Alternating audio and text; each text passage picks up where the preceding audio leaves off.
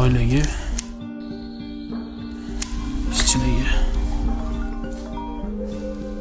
Alo. Assalomu alaykum adasi. Va alaykum assalom. Ha, onasi. Pulus tushmadimi? Tushsa beraman degandingiz-ku. Ha, bo'ldi, beraman. Baraka toping, rahmat. Bo'pti, xo'p. Ha. Bugun bir o'tirmaymizmi bolalarni yig'ib? O'zi 2 kun bo'lgani-yu choyxonada maza qilib o'tirdi. Topganingni faqat uyingga olib kiravermagin, bundoq bolalar bilan ham o'tirib tur. Bu hayot saniki. Mana sen so'ragan pul. Rahmat adasi. Ilohim topganingizga baraka bersin. Amin. Keling endi ovqatlanamiz. Hozir chiqaman. Odam o'zidan bunchalik pul ayamaydi. Ortingga o'girilib qarasang, seni qo'lingga qarab turganlarni ko'rasan. Meni hayotim bu oilam. Qarang, siz bergan pulga ko'ylak oldim. Yarashdimi? Juda chiroyli. Ojonga ham bitta oldim keyin. Baraka top. Ey, men qaragan bolalar bilan dachaga chiqyotgandik. Chiqasanmi sen?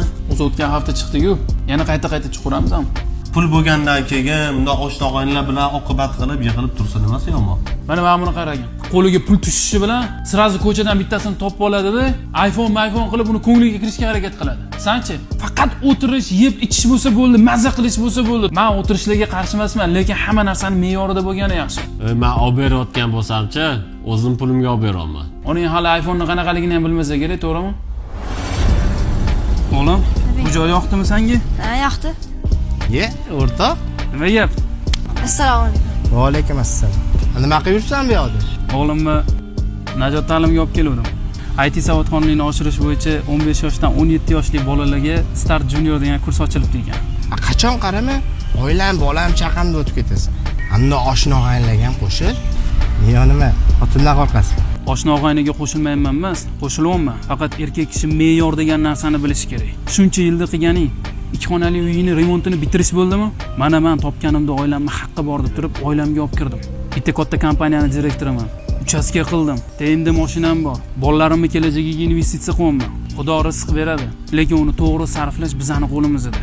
Men yig'ib nimalarga erishdim-u, sanlar sarflab nimalarga erishdilaring. Bo'pti. Omon bo'l. To'xta. Bolangni shu to'xtatsan. Ha. Najot ta'limda. Bitta narsa aytaman.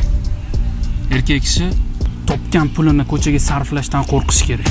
Chunki sarflayotgan pullarda oilasini, ota-onasini, ayolini, farzandini haqqi bor.